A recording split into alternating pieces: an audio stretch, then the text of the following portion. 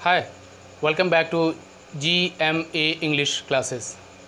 दोस्तों, जैसा कि मैंने क्लास थर्ड में आपको word formation and pronunciation rule के बारे में बताया था, वही चीज़ अभी यानी कि जो प्रोनाउंसिएशन रूल है उसके कुछ रिमेनिंग पोर्शंस हैं जो वो आज हम इस क्लास में कवर करेंगे। ठीक है ना। ये वीडियो थोड़ी सी लंबी हो सकती है, लेकिन इस रूल को अच्छे से समझने के लिए you have to watch this video up to the end, right. So let's begin. Word formation and pronunciation rule. Okay, rule number 4 के तहत हम देखेंगे क्या इसमें कैसे इसका नियम काम करता है।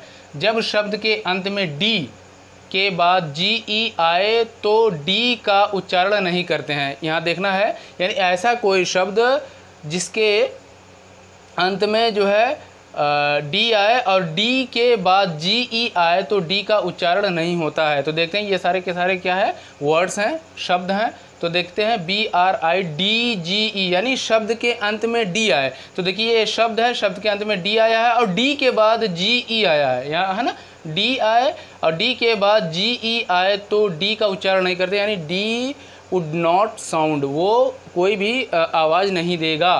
तो BRIDGE, ये ब्रिज है ना, ब्रिज माने हो गया पुल। अब ये ब्रिज जो बता रहा है वो क्या है, डी का प्रोनाउंसिएशन नहीं हो रहा है। उसी तरह यहाँ पर जज, आप जानते हैं, न्यायाधीश, प्लेज प्रतिज्ञा, ठीक है ना, PLEDGE। तो प्लेज, लोज, दर्ज करना, यानी जैसे कोई शिकायत है, FIR है, जैसे I will lodge an FIR against culprit, ठीक है ना, जैसे कि मैं अपराधी के खिलाफ एक FIR दर्ज कराऊंगा। तो ये लोज, लोज माने हो गया दर्ज कराना। एज, एज का मतलब होता है किनारा, डोज का मतलब होता है चकमा। तो इन सारी चीज़ों में आपने देखा कि डी के बाद GE आया है और तो डी का इसमें प्रोनाउंसिएशन नहीं हुआ, GE को हमने ऐसे ही पढ़ दिया।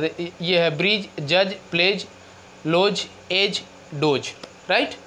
देखते हैं रूल नंबर 5 क्या कहता है। जब शब्द के अंत में E आए तो उसका उच्चारण नहीं करते हैं, साथ ही E के पहले AOI का हूबहू उच्चारण करते हैं। यानी ऐसा वर्ड जिसके लास्ट में E कैरेक्टर या लेटर हो तो उसका उच्चारण नहीं होगा, यानी E को प्रोनाउंसिएट नहीं करेंगे। उसके पहले आने वाले AOI का हम हूबहू यानी डिट्टो उच्चारण उसका हम करते हैं, प्रोनाउंसिएशन करते हैं। देखते हैं यहाँ पर इसका ये रूल के अंडर में जो एग्जांपल आते हैं मैं उसको देखता हूँ, ठीक है ना।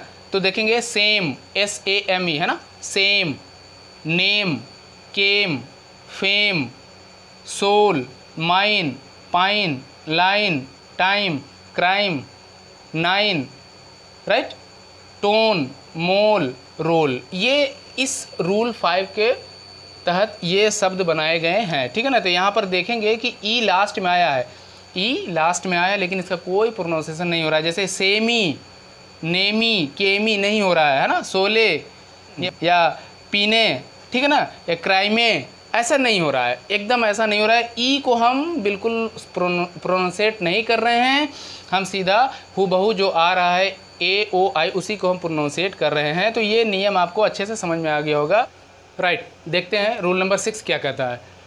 जब G के तुरंत बाद N आए तो G का उच्चारण नहीं होगा, यानी जब किसी शब्द में, यानी किसी शब्द में जब G के तुरंत बाद N आए तो G का उच्चारण नहीं होता है। तो देखेंगे, ठीक है ना, REIGN, ठीक है ना, G के तुरंत बाद N आए तो देखेंगे यहाँ पर G के तुरंत बाद क्या है, N आया है। तो रेन, रेन का मतलब होता है शासन करना, है ना, रेन का मतलब होता है शासन करना। तो G के तुरंत बाद N आया है तो यहाँ पर हमने क्या किया है, G का उच्चारण नहीं हुआ है, G का उच्चारण नहीं होगा, यानी G को हमने साइलेंट मान लिया।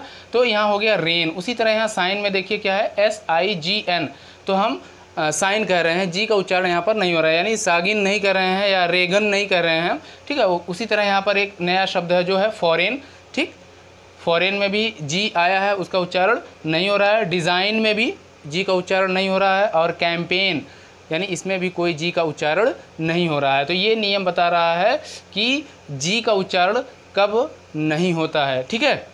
तो यहाँ G साइलेंट है, राइट।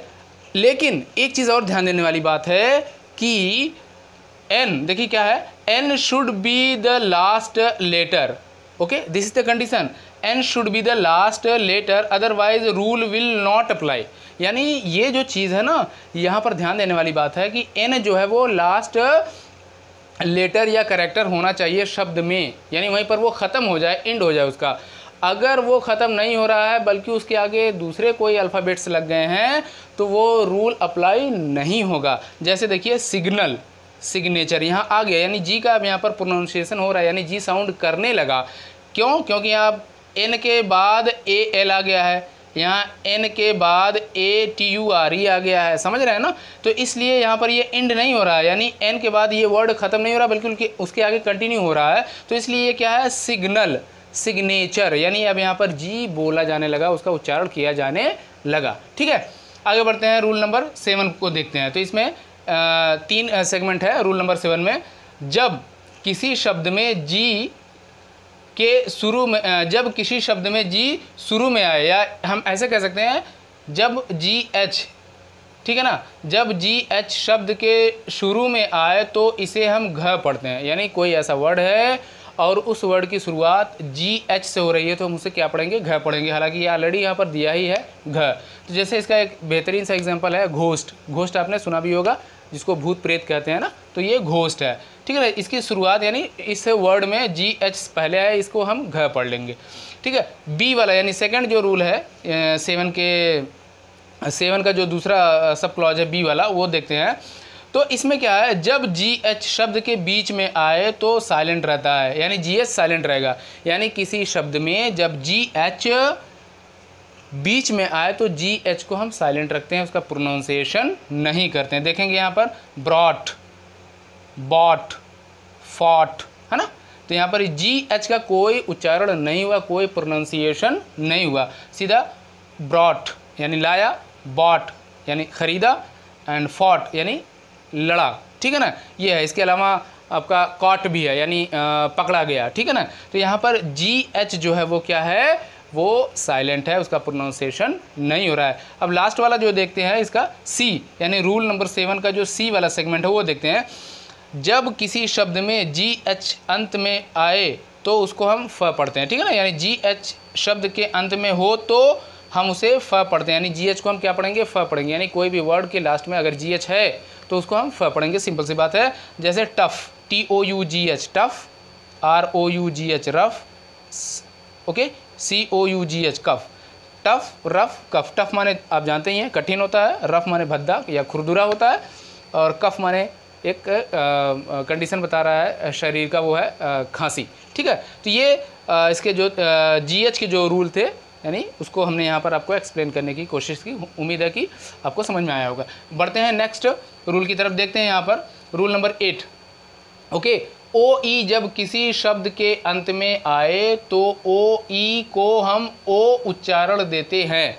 यानी ऐसा वर्ड जिसके लास्ट में ओ ई हो तो हम उसको प्रोनाउंसिएट क्या करेंगे? उसको हम प्रोनाउंसिएट करेंगे ओ ए नहीं कहेंगे, ओ ए नहीं कहेंगे, ओ ही सिर्फ कहेंगे। तो देखते हैं यहाँ पर फो, एफ ओ ई, फो। फो माने होता है दुश्मन, ठीक है ना, या शत्रु। टो माने आप जानते हैं पैर का अंगूठा। हो माने होता है कुदाली, यानी एक इम्प्लीमेंट है, एग्रीकल्चरल इम्प्लीमेंट है। ठीक है ना, क्लियर। तो ये चीज़ें जो है फो, टो, हो, तो यहाँ पर फोए, टोए, होए ये नहीं होगा, सिर्फ ओ का हम उच्चारण करेंगे, फो, टो, हो। रूल नंबर 9 अब देखते हैं इसमें ये क्या कह रहा है। जब किसी शब्द में टी के बाद यू आर ई आए तो उसे हम चर पढ़ते हैं। ध्यान दीजिएगा, ये एकदम बिल्कुल सिंपल है, एकदम आप इसको अच्छी तरह जानते भी हैं कि जब किसी भी शब्द में टी के बाद यू आर ई आए तो उसे हम चर पढ़ते हैं। जैसे फ्यूचर, नेचर, स्ट्रक्चर, है ना। तो ये टूरे नहीं होगा, ध्यान दीजिएगा ये, ठीक है ना। तो ये फ्यूचर है, नेचर है, स्ट्रक्चर, यानी टी यू आर ई चर, चर, और यहाँ भी है टी यू आर ई चर। तो future, nature, structure. Hope you got it. Okay, तो अभी कुछ और जो रूल्स बचे हैं उसको भी हम डिस्कस कर लेते हैं। क्लियर। देखते हैं रूल नंबर 10 क्या कहता है। देखेंगे, जब शब्द में आई के बाद आर आता है तो आई को हम प्रोनाउंसिएट करते हैं या उच्चारण देते हैं।